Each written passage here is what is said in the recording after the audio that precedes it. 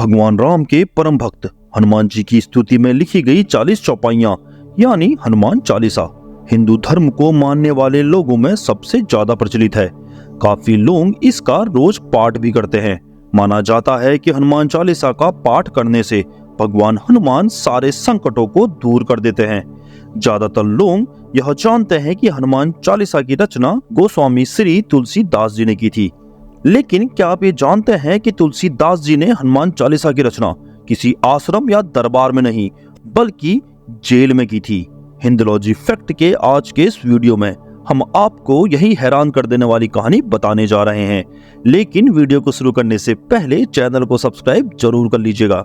ये कहानी उस समय की है जब भारत में मुगल बादशाह अकबर का राज हुआ करता था। गोस्वामी तुलसीदास भी अकबर के समकालीन थे।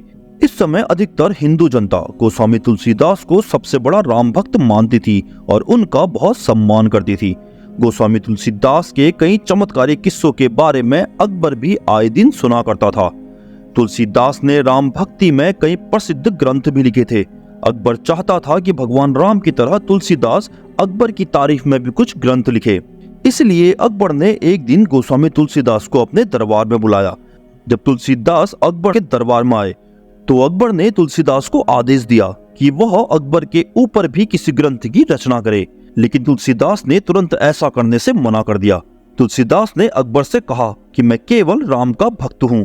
राम जो भी मुझसे लिखवाते हैं मैं उनकी भक्ति में लीन होकर लिख देता हूँ। तुलसीदास की इस बात से अकबर बेहद नाराज हुआ और उन्हें कोई चमत्कार दिखाने को बोला। तुलसीदास ने यह कहते हुए इस बात से भी मना कर दिया कि वह कोई चमत्कारी व्यक्ति नहीं बल्कि केवल राम के भक्त हैं। जो भी चमत्कारी किस्से आपने मेरे बारे में सुने हैं वह मैंने नहीं बल्कि राम की भक्ति ने किए हैं। तुलसीदास की इस बात को सुनते ही अब अकबर ने तुलसीदास के सामने भगवान राम से मिलने की इच्छा जताई। अकबर की इच्छा को जानकर तुलसीदास ने अकबर से राम भक्त बनकर राम की भक्ति करने को कहा। अब तुलसीदास का यह कथन सुनते ही अकबर का गुस्सा 7वें आसमान पर पहुंच गया।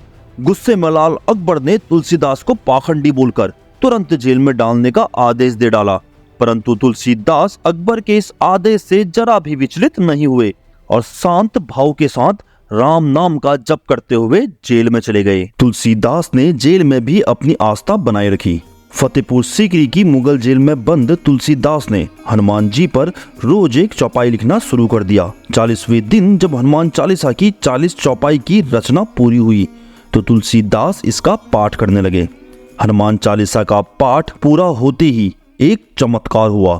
हजारों बंदरों ने एक साथ अकबर के मुगल महल पर हमला बोल दिया। अचानक हुए इस हमले से सब अचंभित हो गए। बंदरों ने अकबर के महल में भयंकर तोड़फोड़ शुरू कर दी।